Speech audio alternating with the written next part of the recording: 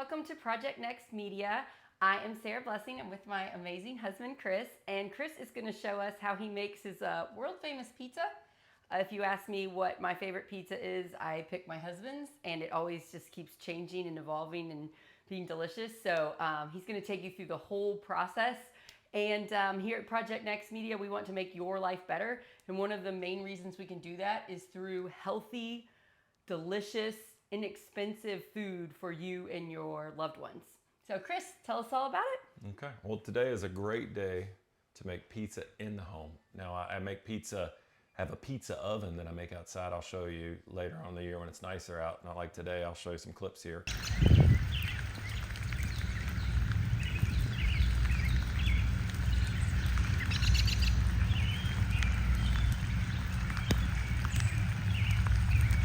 The most important part of the pizza to me is the crust. Now, there's a lot of different styles of pizza. To me, it's like you have different sandwiches you like. It doesn't mean you like one better than the other, or that one's right and one's wrong.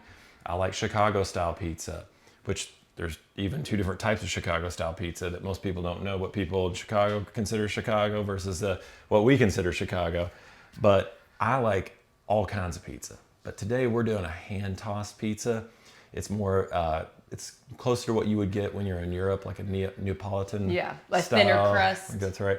Yeah, it's a yeast crust. It's thrown on a stone, and it's definitely one of my favorites. And it's something you can make at home, and you can make it really nice. I feel like we've done a good job in the U.S. of making really great pizzas all over. We have so much pizza culture everywhere you go. Different cities try different forms of pizza, like Detroit, Chicago.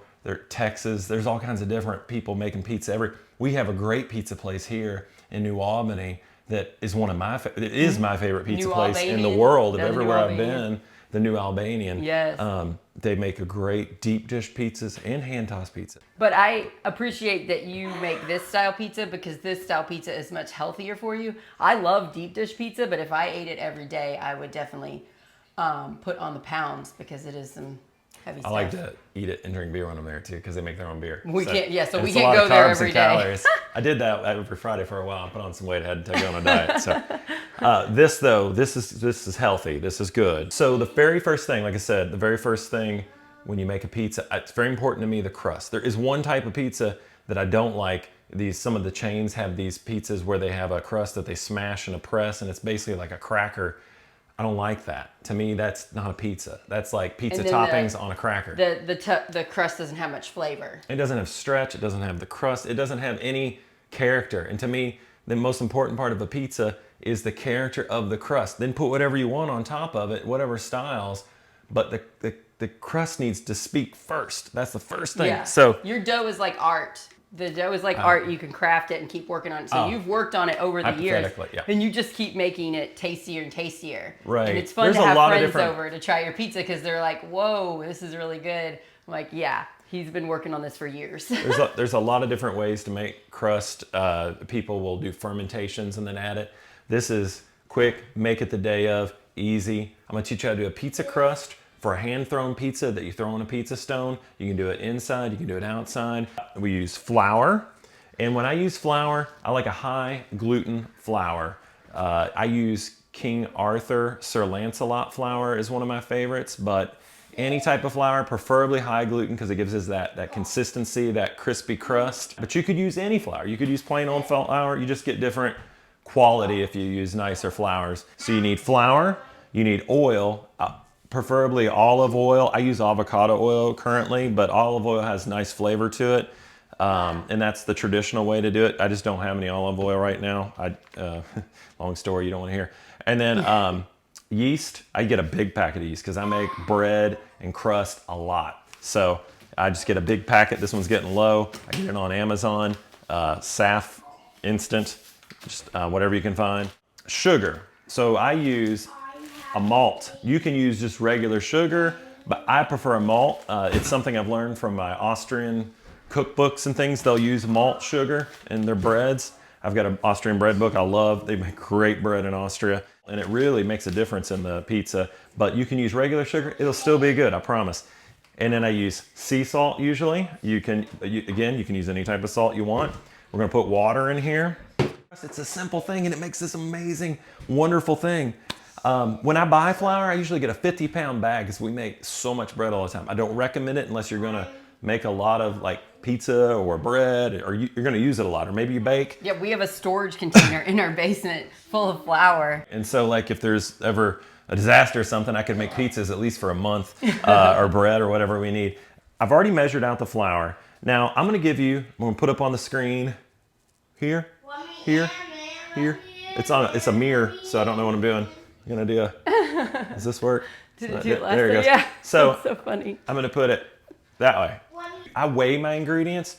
I will give you the conversion to cups and tablespoons, but it is better when you bake to weigh. There's a lot, you can look it up why that is, but it's just you're more consistent because things are different densities and things. So I recommend switching to weighing when you do cooking. I think you'll like it, but I'll give you the conversions.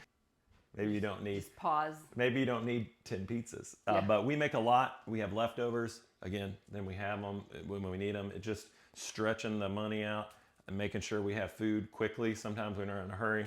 I'm gonna use a mixing bowl. You don't have to have a mixer.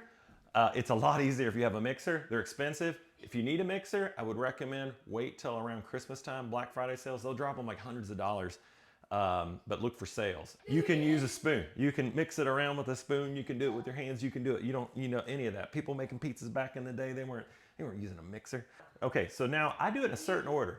First, flour, then I'm gonna do yeast. So I've got this yeast here, and like I said, I measure the weight of the yeast. Now I'm gonna measure out the yeast, and I use, for my recipe, I'm using about 20 grams here. All right, so I'm gonna go ahead and add that in there. And again, I just weigh it. All right, now I'm gonna add the sugar, and I'm using malt. You can use regular, just sugar, everyday sugar, doesn't matter. But if you really wanna take it up a notch, order, and this is Northern Brewer. I brew beer sometimes. This is just a light malt, any type of malt you can get on there. I recommend Northern Brewer, they're a great company. About 23 grams, I got about 25, doesn't matter.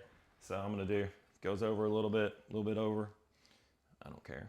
It'll make more character of the pizza. Like, what was so good about that pizza? And I won't remember. So there's the sugar, and this is a really fine sugar. I mean, it just takes a little bit. You could breathe on it and it would turn into a rock just from the moisture of your breath. It's just a different type of sugar, but it also causes the difference in the pizza. But again, you can make a great pizza with regular sugar. I did it for years. I just switched to that after making some Austrian breads, which Austria knows food. All right, so next I'm gonna do salt. And again, I like sea salt. 32 grams of salt, sorry. All right, salt. Mix that in there. Pour it in.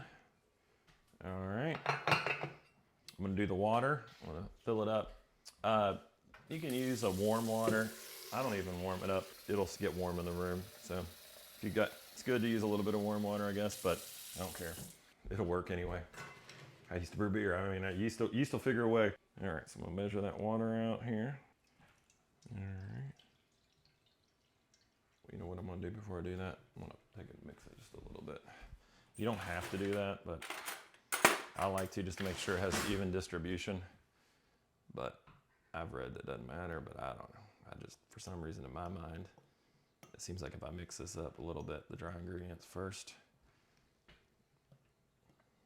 I have no evidence either way of what's better, but that's the way I do it. Remember that? 600, and I'll do 338.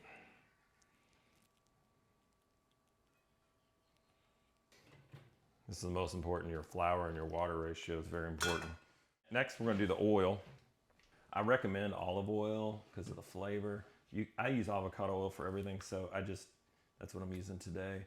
I think you could use any oil really, but I think olive oil is gonna have the best additional flavor to it. I filled it a little full, so I'm not gonna dump it all. Okay, so that's it. Looks kind of weird. Doesn't look like it's gonna be crust, but it's gonna be. All right, so now we're gonna put it on the mixer here. And again, you can do this by hand. You don't have to have a mixer. If you do it by hand, you just take a spatula and stir it? I would use like a wooden spoon or something strong because you gotta get in there and get some muscle going. So I usually start this kind of slow as the ingredients mix. I do it slow to let it mix a little bit, and then I put it on a 2 on this one. I'm on level 1 right now. Oh, you're on level 1. I'll use level 2 once I can see it's not going to toss flour out at me. Camera 1, camera 2, camera 1, camera 2. So, what was that? Austin Powers? Wayne's World. Wayne's World. I think it was Wayne's World 2. You're so...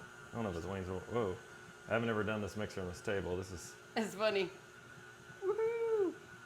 This table's a rock and don't come a knocking. I don't know what that means, but the dough consistency, like this is not the right consistency. You want to get it pretty even, basically like an even texture as best you can. So sometimes I'll leave this thing going. Don't you leave it for about 5 minutes? I'll let it go for about 5 minutes. Because one time you had to do a work call and you asked me to do it. But keep an eye on it because sometimes it comes up. That's what it did to me. It clumped up at the top, and then I had to stop it and push it back down. Because I do a lot. If it's a smaller amount, Yeah. you won't have that problem. But when you do a lot like I do, kind of knock it down there. It'll eventually get to a consistency that this will not matter. All right, so I'm going to teach you how I make pizza sauce. There's a lot of different ways to do this too. I'm still working on my favorite way to do it. The traditional, like tomato sauce, some people don't cook it before they put it on their pizza. I like to get that flavor. I like a lot of flavor. So we're gonna chop up an onion for the base. And, if you've seen my amatriciana sauce video, a lot of times we start with onion. Some people don't, but I've read a lot of recipes that do. So everybody has their own style. I can do that. All right, so we got some onions. We'll put the sauce recipe up here on this side of the screen, and I usually just make one batch of sauce. There might be some left over. You can dip your crust in it or whatever, and use it for the next pizza if you've got some left over. But I usually open 1 can of the Cinto San Marzanos. That's 28 ounces. I prefer, if you're gonna make good sauce, that's what to use really right there. You can try it with other tomatoes. But that one is so thick and nice. I love it.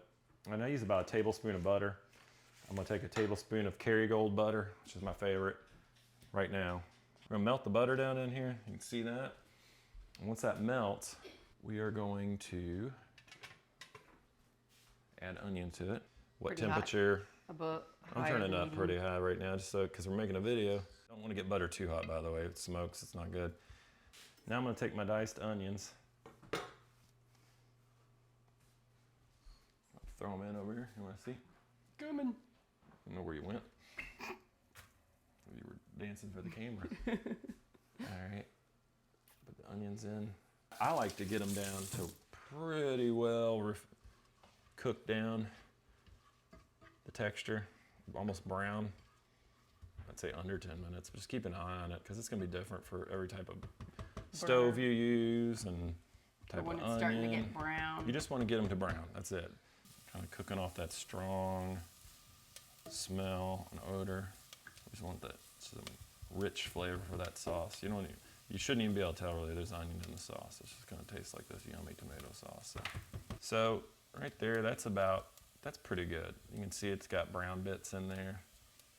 All right, so one of the things I'm gonna do, I'm gonna throw some oregano in there with it. And you always wanna put that dried oregano in that fat, so it could be, you might use a butter, you might use an oil. I prefer butter, and then I add a little oil later, because sauce, you want to add a little oil. It helps spread on the pizza.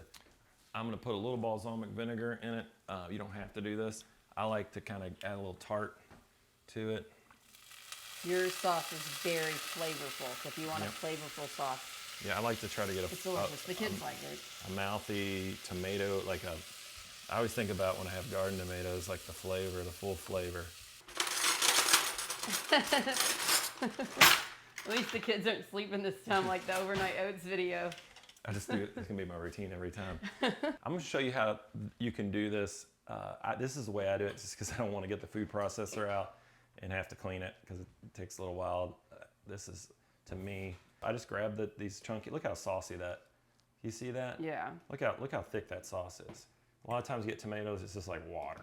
around. But this is, I mean, this, Yes, you're that getting, is a good product. these cost more than the other tomatoes, but you're getting more. You're getting more, and you're getting better quality. And they got some I mean, these things are gold. I think you're going to figure out how much this costs to make about too, aren't you? Yeah, I'll put that up there. I'll get all That'd the be really cost interesting figures. to know, because I'm sure it's cheaper than taking your family out to eat. Oh, it absolutely. And a lot of other it's meals. Very cheap, very cheap. And then it'll last for a few days. Yeah, it's very cheap. So I just chop it up with a knife. Just kind of chop different directions. And I use one of my knives. I don't really care about the edge because I'm on a plate and that'll dull your knife. So this is one that's kind of a dull knife anyway, but I'm just using it to try to break it up. One of many things I've learned about knife cutting from you. This knife would never on a plate. This is my really fancy Wusthof knife, which I Fancy highly knife, recommend. no plate. That knife, okay for plate. Yeah. And so then I just smash it with the fork. I take those cut pieces and smash it. And you're like, how is this going to become sauce? Trust me, the cooking process will break it down and really make it nice and smooth. And hey, if there's some chunks in there, that's awesome. I did not know you did this.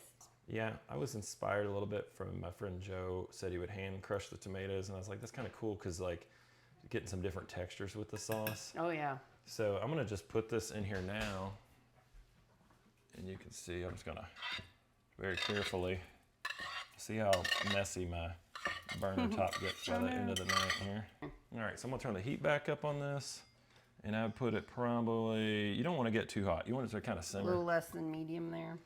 Go ahead and take a look in there. Look at that. Oh yeah, look at the pieces. Now the color will change as it blends. It'll just get this nice rich color in there.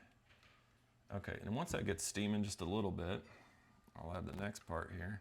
I can still smell the turn it up. balsamic vinaigrette, but does that smell cook out? It cooks out. Yeah, if you put So the just know vinaigrette, you didn't do you might something be like, wrong. oh, this is gonna be gross. If you smell the vinaigrette smell, it's gonna cook out. Yeah, it'll cook. You won't even notice. You won't be able to pick it out in the flavor. Once that gets steaming, I'm gonna put in about, these cloves aren't very big, so I'm gonna go 2. I'm gonna press those in there.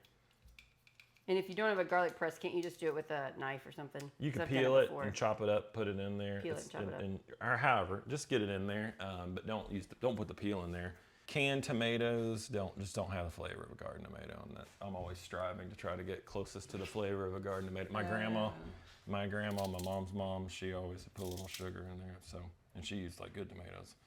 All right, so now I'm gonna put just a squeeze of garlic in there. I'll cut that off, get that in there. Now, if you have fresh basil, you chop it up, you would add it in right after you turn off the heat. I would add it in, and then it should, just let it sit for a while. Now, I'm gonna add maybe a teaspoon or 2 of oil. I'm guessing that's what about, I'll say 1 or 2 teaspoons.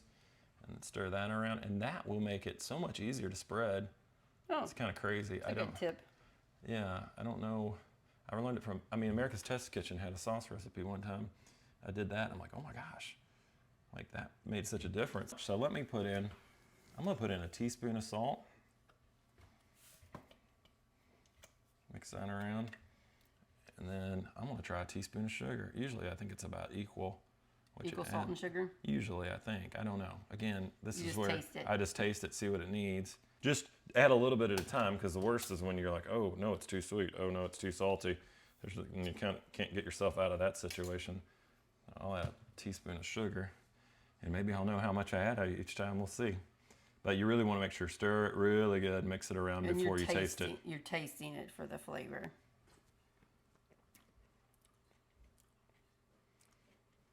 I think it needs more sugar. Now, how can you tell it needs more sugar? It's just, it doesn't, all I can pick out is the salt. There's not any hint of sweetness, and it just tastes like a salty tomato. Okay. Or a salty tomato-ish. The garden tomatoes usually have like a sour, a sweet, and then you want to, it's a fruit, right? You want that fruit flavor. Ooh, okay. So 2 teaspoons of sugar, So 1 a little teaspoon more of salt. sugar than salt, or double. That's perfect. All right, so we're gonna just turn that off, let it sit. If it's a long time before your pizza's ready, once it stops steaming down, gets cool enough, I just put it in the fridge. Now I've made it right before I make the pizza. The tricky thing is if it's kind of hot and you put it on the pizza, I don't know, you can do it. But because I'm always usually like, all right, gotta make pizzas. I don't have this much time. And like, Yeah, that is true. We're usually flying as fast as possible. you can do it. You can do it. The first few times you make pizza, give yourself time and give yourself forgiveness, because there's some things I've had. The crust gets stuck, and I come in not saying nice things and just frustrated. Sarah's all very positive, like it's okay, it's gonna be okay. One time I said I don't want to do this making pizza if you're gonna be grumpy about it, and you have not been grumpy since I said that one comment. You're like, it sounds like a fake story. No. Okay, so now we're gonna make. This is a garlic oil that I like to make, that I use on breadsticks, and I also use it as a no sauce pizza, and I use this as the base. I'm gonna put some oil in here. I don't measure this out. I just try to get enough that I know I'm gonna have enough to brush on there. I usually overdo it, put too much oil in there, and I don't end up using it all. So I usually add about that much oil, like just get enough. If you don't put enough oil in, then you can always add some later on as you look like you're getting low, and it'll soak up the flavor just fine. This is one of my favorite things about your pizzas. I love the oil base that you use instead of the sauce, but I love the sauce too, so I like that you do both. Yeah, we're gonna show you some different ways you can do it. This is really good. So if you have a kid or a family member or loved one that doesn't like tomato sauce. I've got my own recipe here that we came up with, and our my 6-year-old daughter, yeah, she helped come up with it. She helped come up with an idea of something we did with it. There he goes again. Use a fork. Just kind of stir that around. I'd say maybe a half teaspoon at first. And I recommend just tasting it. You don't want it to taste too salty. It tastes pretty good. All right, so now I'm gonna take a little bit of this dried oregano from our garden. Again, if you can have space for just an oregano plant, I recommend growing it. They'll come back every year. Well, I guess depending on where you live, but most places they will. Southern Indiana they will. And boy, it just adds a lot of flavor. Makes your food way fancier. Any type of herb you can manage to grow. And the nice thing about oregano is you can dry it, and it keeps the flavor. Can't really do that with basil. You just gotta grow it fresh. That'll soak. We'll use a brush to put it on later. And so that is a garlic oil base that we'll use, and you'll see how. We'll make breadsticks with it. We'll put it down, and then we'll also use it as instead of sauce, we'll use this as a base. All right, so it's been about 2 hours. The crust has been, I was proofing it in the oven actually, because I was trying to make sure I usually let it go for a while before on this I can always tell once it starts to stick at the top like that, I can tell. So I'm just gonna peel that. See how stringy it is, that gluten? Yeah, that makes a good crust. I usually make my pizza, the ball of dough, I usually make about 12 ounces for a pizza. And I'll do a 16 ounce for breadsticks because I don't toss those. I make sure that they're thicker, and so not tossing it, I'm looking for that thinner crust. I'm gonna take some of this flour here, and I'm gonna sprinkle the top, try to make it so I can get it without sticking to me because it's very sticky. Very sticky. Flour it down. Peel it off the sides here. It just pulls pretty easy. It's just, again, it's that gluten. It just, look at that, how clean that comes off. It's a good dough. I can already tell. Much better than the one I made last week where I was on a call and I forgot how much water I put in there. And then I was like, that's too much, and tried to add. Pizza came out fine, but yeah, I learned a lesson to maybe don't do that. I usually make the crust around lunchtime. I'll make the dough around lunchtime, and then in the evening it'll be ready to go for me to start making pizza. See, look at that. That was a nice piece there. All right, so put a little more flour. I'll put a little flour here where I'm weighing it. And gosh, if you don't have a way to weigh it, let's see about how big 12 ounces are. I'd say that's about, what, maybe an orange, size of an orange. Oh, and then when you roll it, you kind of pull the edges. You pull around the edges and you push your fingers into the center, and then you're basically tucking it and pulling it, and you want to get a nice ball that way. something I didn't do that I usually do. Prep this. This is a container made by Cambro. They make a bunch of pizza stuff. I found this through a pizza book that Sarah got me. But you can use like a cookie sheet or something, just put it on there. What you can do too. You used to use cookie sheets until you got that.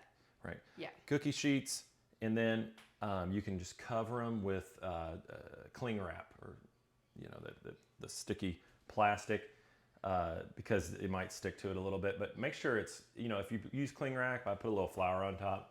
It's to keep it from drying out. You don't want the ball to dry out, so that's why you cover it. And so, but this has a lid I'm gonna put on here. It's huge though, and it's a lot.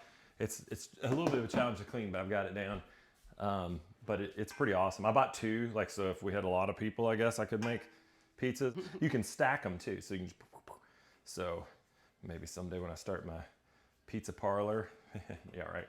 This is gonna be a 16 ounce. Oh, okay. For the breadsticks.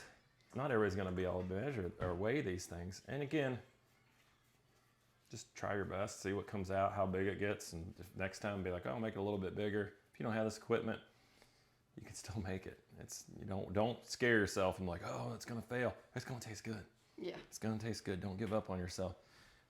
Pizza is worth the practice and the patience. And put a little flour in there. I'm just kidding. So that one's a big grapefruit, the 16 ounce one. There, you don't have to watch me make every one of these. I'll fill this thing up, and then when I'm done, I'll put this lid on it. And like I said, if you don't have a container like this, which I wouldn't expect most people would, you would just have like a cookie sheet and put plastic wrap. Just try to keep the air off of it so it doesn't dry out. I want to show you these pizza stones. Now this is something I would say is a must. And you can get these, you can get stones. Now they make pizza stones that are round. I guess if you could fit it on the round pizza stone, that would be okay. But I would try to get a flat one that goes across. This is actually a rack and a pizza stones that came with my old oven. And you can see the stone, you want it kind of thick. What happens is it holds heat. And when we're gonna slide the pizza in, it's gonna sear the bottom immediately of the pizza and make a texture, a crust. So the stone cooks it on the bottom. The heat, we're gonna roast it, and the roast heats from the top. That's what pizza oven does. The fire comes over the top.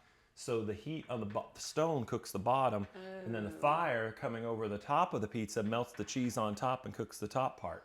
So I would say stones are a must. Now, if you didn't have a stone, you can't find a stone, and you're in a hurry and you didn't want to do a stone, I'm sure you can probably get them cheap on Amazon. I'll see if I can find some and I'll post them for you. Maybe you could do a hot pan, but it's just not gonna hold the heat. I think it's gonna stick. I wouldn't do it. The nice thing too, stone's heavy. It doesn't shift around. It holds still when I do this. And you'll see why it's necessary, because the last thing you want to do is sliding pizzas in the oven and have an issue. I've had issues.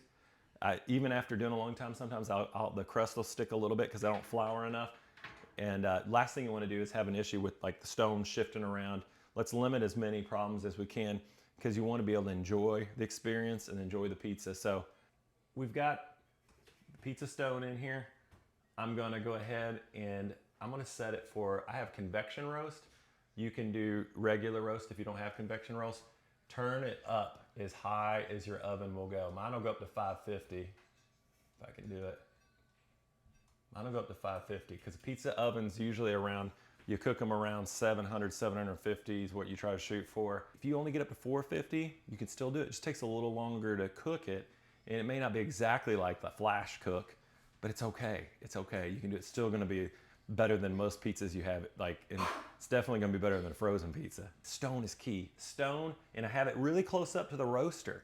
So the roasting heat will heat that stone, and you want that stone to get to that certain temperature. You want it to hold that temperature. So it's very important to preheat and let that stone get nice and hot.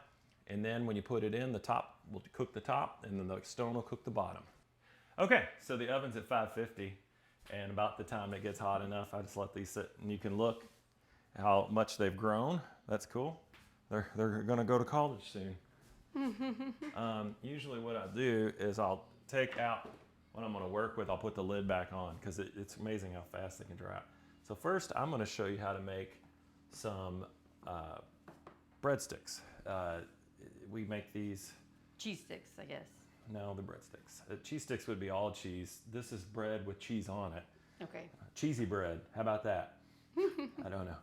I usually put a pile of flour here, and just a pile of it. And then I'll take some of this flour and I'll dust this really well, especially if this is the first time you've ever done a pizza or slid a pizza in the oven. Really get some flour on that. Now, you'll get better. I'm adding a lot of flour just to show you how much I would recommend. I don't usually need to do that much because I kind of know how it won't stick. As you get better at it, you will not need that much. You'll kind of have an idea. And every once in a while you'll screw up, and don't worry about it. Just shove it in there as best you can, and then you have like a half calzone, half pizza. Anyway, so now for breadsticks, I'm just going along, pushing down, push with my fingers, trying to get it spread out. We're not tossing this when you see those bubbles. That's good. That's when this thing is gonna really bubble up. So I'm getting it about as flat and consistently flat as I can. That's gonna be really floury on the bottom. And when you make these at first, you might be like, oh my gosh, there's so much flour on the bottom. When I first made pizzas, like when I did that flour away, there's a little bit. You can go underneath the pizza and scrape the flour off until you get better. We don't need as much. Some people use cornmeal to keep it from sticking. I've tried that. I don't want to mess with anything more than what I've got, the flour and stuff. So flour works. So I just do flour. Cornmeal, nothing wrong with it. I thought it was a lot harder. I think flour is easier for me. All right, so you see there's a lot of flour. I'm gonna shake it just a little bit. I'm not trying to stretch it with my hands though. All right, you wanna come over here? I'm gonna put it down on the pizza. This is a pizza peel. So you don't have to have this many pizza peels. I didn't even talk about this. You need at least one pizza peel. And I would recommend getting this. It's a turner. And you can use it when you get a outdoor oven, but you can turn the pizza and rotate it. In an outdoor oven, you really need to because the heat will be different in different areas if you get, especially with smaller ovens. But once the crust is done, you can pick up that bigger pizza with that turner. So I have another pizza peel here that I use with flour. You don't have to have that. You obviously don't need to have a peel just to do this. I just have multiple peels. You need at least one pizza peel and a turner. So you can slide it in and then take it out. Okay, so this is breadsticks, and we are going to put this garlic, oregano, salt, oil, and got a brush here. I'm gonna brush it on. You see that okay with that? Should I move the cheese? Seeing that okay? All right, I'm gonna just cover the whole thing.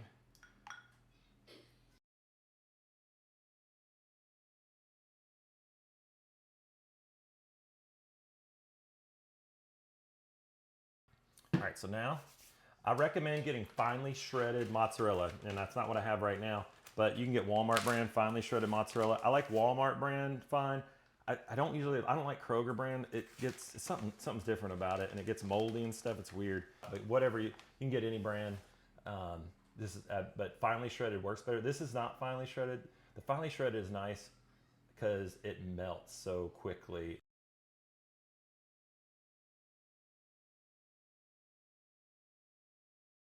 All right, so I'm gonna put a little mozzarella, and I've got some shredded Parmesan, hard Parmesan, shredded. I'm gonna put that on here.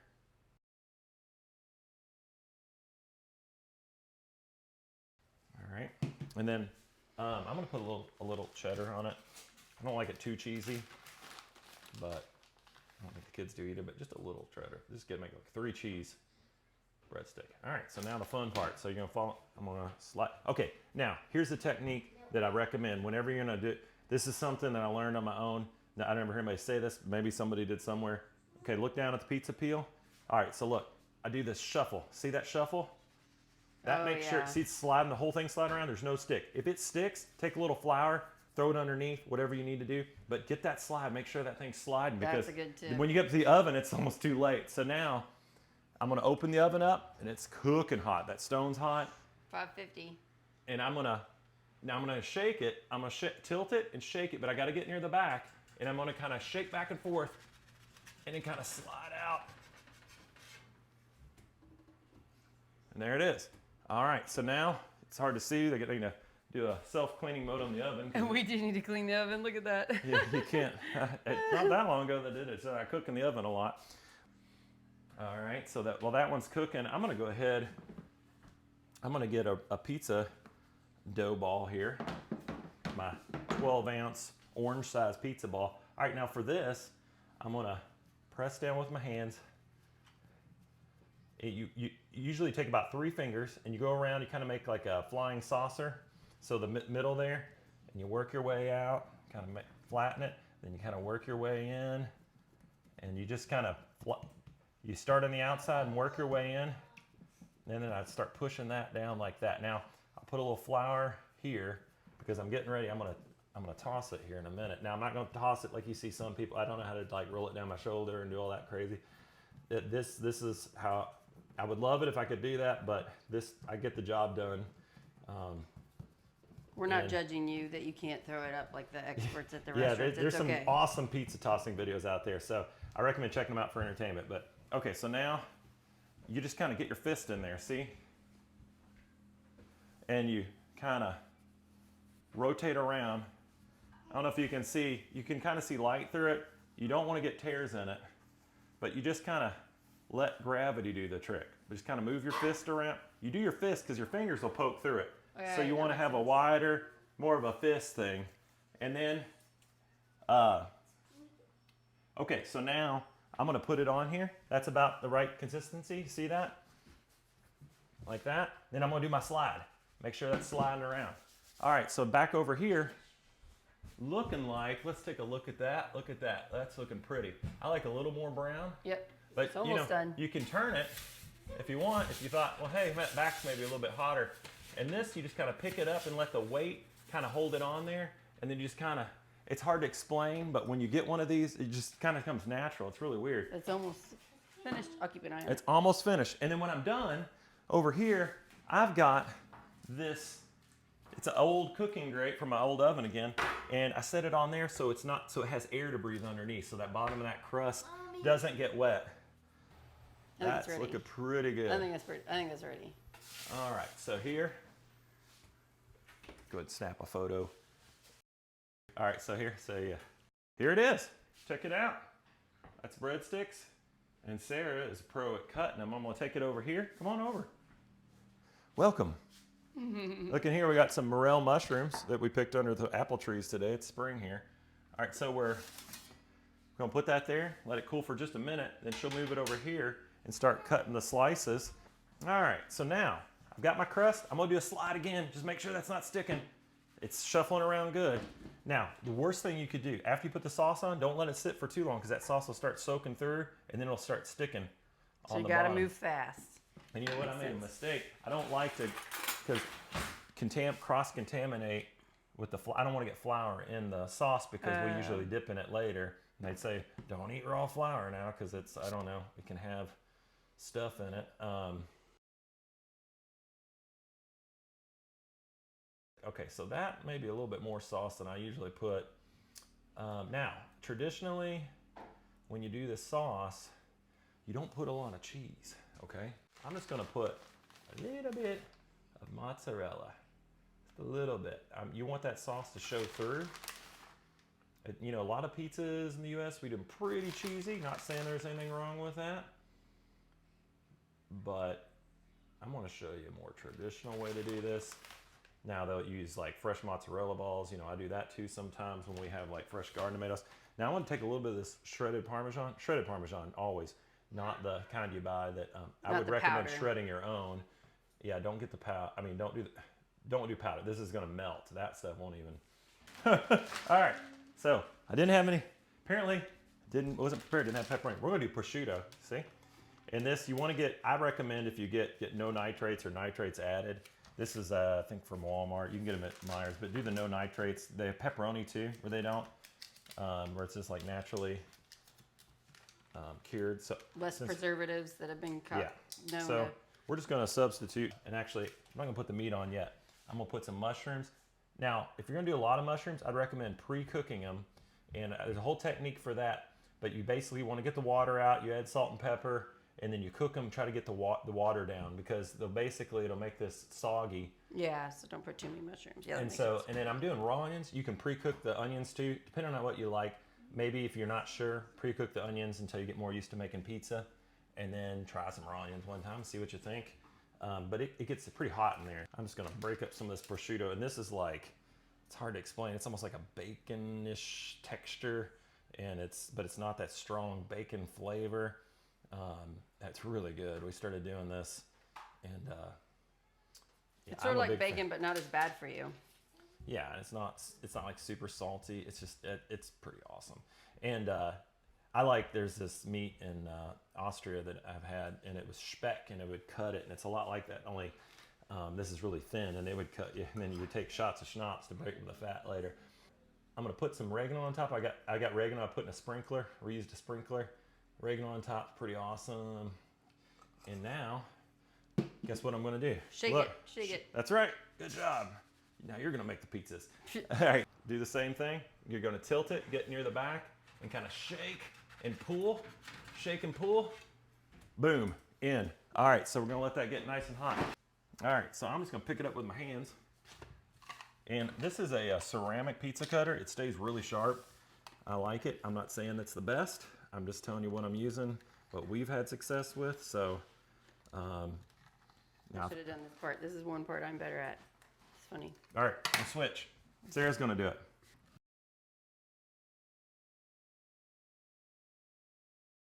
That's a giant breadstick. And our 6-year-old twins love the cheese sticks, so that's why we make those. We make them first so we can feed our little ones first. So, do you want me to try it? Because I will eat a bite. Yeah, let's see. See what you think. What's it taste like? Delicious. I can taste all of the cheeses. What you're so good at, what you're amazing at, is your crust. It's crispy on the bottom and on the edges, and then the middle is chewy. So all right. It's delicious. Okay, so we're going back to the pizza. Let's see where we're at. Got pizza turner ready. Make sure you got that.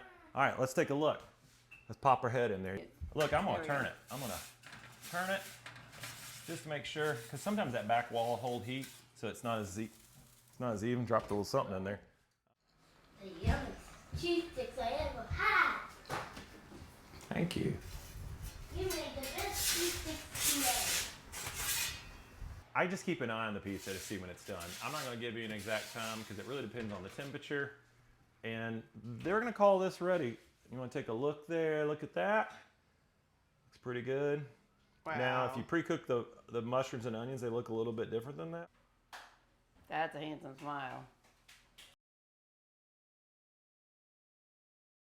I'm going to teach you how to make a pizza that our family came up with. My daughter came up with part of this, and I came up with part of it. It kind of evolved. It's one of my favorite pizzas of all time. I'm going to put that there. We'll And it's new. We've only been doing it for a couple months. You can see I'm flouring this again, just between pizzas. Sometimes you have to add a little bit more. All right, so again, fingers around. You'll get faster at this. Take it slow at first.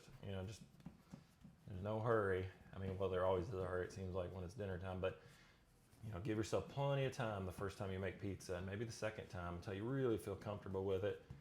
And I make it every week, so I'm pretty comfortable with how I do it.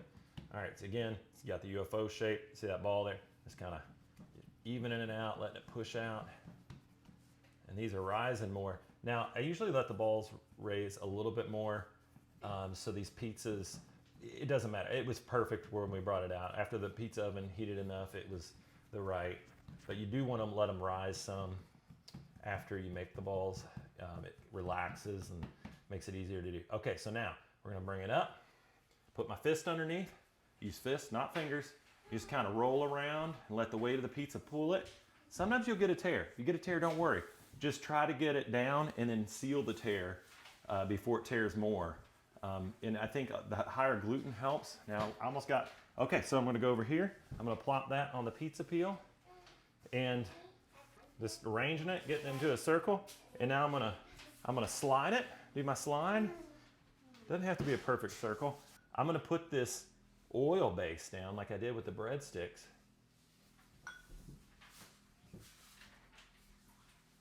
Ooh, I got a little oil on the pizza peel. That's not good, because that'll make it stick whenever I try to slide it out. So what I'll do is I'll come back and hit that with a little flour so that oil won't hang on that oil. It'll hang on that oil. So that's when you do this oil, try to keep it off the peel, because it won't peel off the peel if it's got that oil or any wet. You need something dry sort of to slide off of the texture. So I'm really going all around because it's good when you do this. So now what I'm gonna do, see that oil there? I'm just gonna I'm gonna put more flour than you would think. Just kind of dry it out. Okay. I'm just doing Parmesan.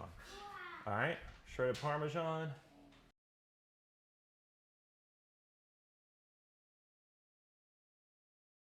About that much. Got more we can shred. If you put whatever toppings you like. I'm gonna put some onions on here. We like onions. You may not want to. Again, you don't have to put these toppings. You can mess with your toppings however you want on this one. There's the key ingredients: the Parmesan, the oil, of course, the crust, and then the prosciutto. And then we don't usually like pile tons of ingredients on it. This type of pizza works better with more light amount of ingredients. If you get too many ingredients on top, make it too heavy. It's get hard to get in the oven. It slides off. And it might get too wet for whatever ingredients you're using. You really don't have to do a lot. I'd say start light, especially if you're new to making pizzas. Right. Start with a light level of ingredients. Work your way up. There's going to be some times where something fails a little bit. Don't get upset about it. Just give yourself some grace. You want prosciutto that doesn't have, I would recommend none of the preservatives and nitrates. If you can get it, get something like that. It's just better for you, better for your I know we found body. them at Myers. We found them at this is from Walmart. That's the Walmart You can find it at Walmart. Walmart used to make their own pepperoni that didn't have it. I'd say pepperoni, prosciutto, get it without the added nitrates and preservatives, because that stuff has been proven to be bad for you. So don't do it. But if you're in a pinch, do it. But again, prosciutto, Parmesan, oil, crust, key. But then now we're gonna take that marinara and we're gonna put, was my daughter's idea. You put plops of it on there. But we used to make it without the sauce. She came up with this plopping a little sauce on it idea, and it was brilliant. There's one touch. You don't have to do this. This one's tricky. You could make it go wrong. I just go sprinkle a little salt on top. Sometimes that makes it too salty. So anyhow, but I do it because it's good. Anyway, see my shuffle? Practice the shuffle always before you go to the oven, and you'll have way better success. I'm gonna open that oven up, and we're gonna shuffle it, but we're gonna lean it, and we're gonna shuffle and pull. So get near the back of that oven with the pizza peel, and you're gonna shuffle and pull, and then bam, look at that, right in there. All right, that's gonna bubble up. It's gonna be so good, and that prosciutto gets nice and crispy. Now I'm gonna make other videos where I have a lot of different recipes for pizzas. I've experimented. I've got one of the lime crema with shrimp. I've come up with a barbecue pulled pork. We're gonna do a pulled pork episode. That crust is well done. And when you do it in the oven, you'll get a little bit more golden on top, or outdoor pizza oven, you'll get a little more golden on top. And you'll get burnt sides and things. So anyhow, this is... that one looks perfect. Yeah, this is one of our favorites. We've got a lot, like I said, I've got a lot of different recipes, so, all right.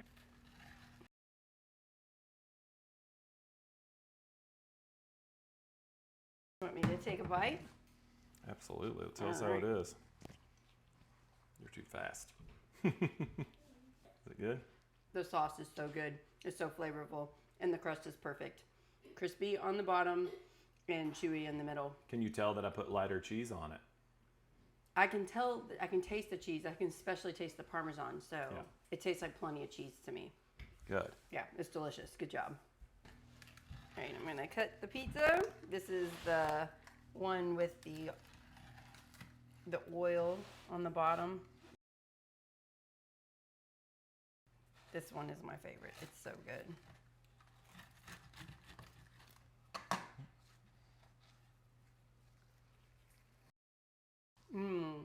It's delicious.